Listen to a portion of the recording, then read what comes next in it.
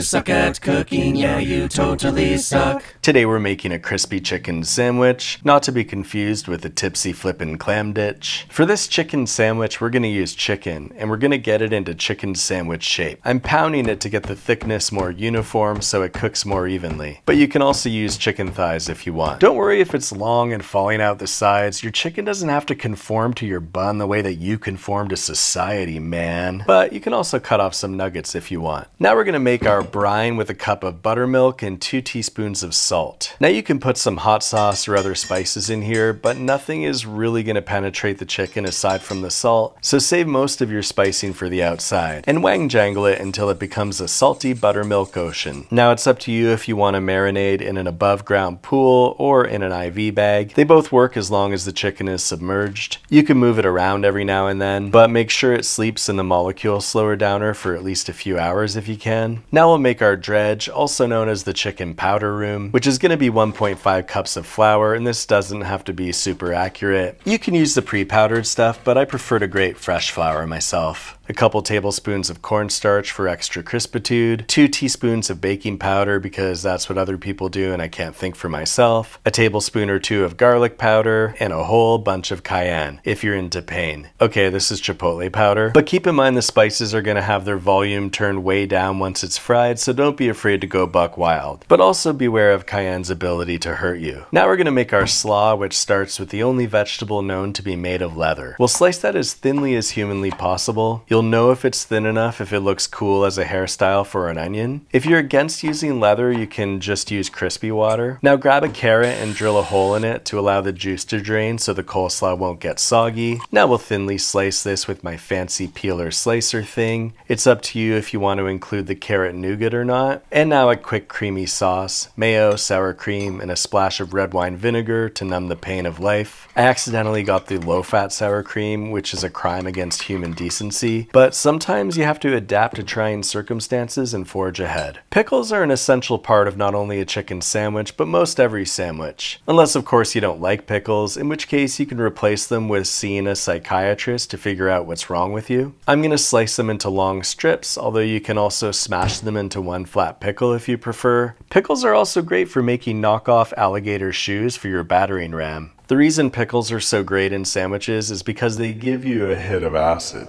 I mean, it gives the sandwich a bit of acidity, which enhances the flavor. And now it's time to dredge the chicken, but first make sure to dredge your dredge before dredging so nothing ends up in your chicken that you'd prefer to stay out of your chicken. Now you want to grab a piece of your chicken and let the buttermilk drip all inside the batter. You want these little milk spice globules to form and stick to the chicken to create nooks and crannies and added texture once it fries. Go ahead and be spring break sloppy. Just work that floury, spicy coating into the chicken until it's well covered. And once you've got your chicken ready to go, you can gently put it into your oil, which is at 350 degrees Fahrenheit. If you feel a fear response when making this, it might be a residual memory from being called chicken when you were a child. Or it might be your recognition that hot oil is extremely dangerous and needs to be used with care. Which is why you'll find a link in the description about all the oil safety stuff you need to know if you're going to try this, so please check it out. Some say crispiness is an inside job, and you can't have crispy chicken with a soggy heart.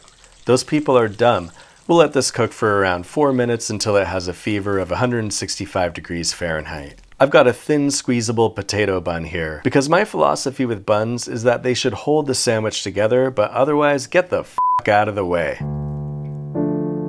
Okay, come back, I need you. I'm sorry, I was wrong. I'm just gonna fry the bun to get it mildly golden brown, and don't forget to knock your Wangjangler onto the floor. If you're on keto, you can take your bun and just do this. Perfect. And now it's time to assemble, starting with the spicy mayo on both sides of the bun. Look, I'm just a person with a very high sauce threshold. Now we'll add our protective pickle layer, add on that crispy chicken. We'll top that with our coleslaw, which along with the mayo and chicken makes for a real creamy, crispy, crusty contrast. And then we'll throw the spicy mayo bun ceiling on top, completing our chicken sandwich puzzle. Is this the crispiest sandwich in the history of chicken sandwiches?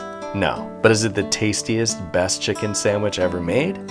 No, it's not. But is it a really good chicken sandwich that you'll probably enjoy and maybe it'll be your favorite?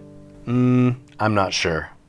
Oh hey look, it's those New Year goals you were totally gonna smash this year for real this time. And maybe HelloFresh can help you with that. How? 2 words. Fresh ingredients plus easy recipes that come right to you. You don't even need to know that grocery stores exist. Everything is already measured out and the recipe cards are dead easy to follow. It's like paint by numbers cooking, but by an actual chef. And that chef is you. This is not a drill. If you want to cut down on your delivery addiction and learn to cook some restaurant quality food, you'll be done cooking before the delivery would have even gotten to you. Plus, you get the sense of accomplishment that comes with following instructions. I mean, cooking a great meal. I personally love how the easy delicious ratio is a thing of mathematical beauty and also taste bud beauty. What I mean is the recipes are easy and they taste great. Go to HelloFresh.com and use code USUCK65 for 65% off plus free shipping. That's HelloFresh.com and use code USUCK65 for 65% off plus free shipping.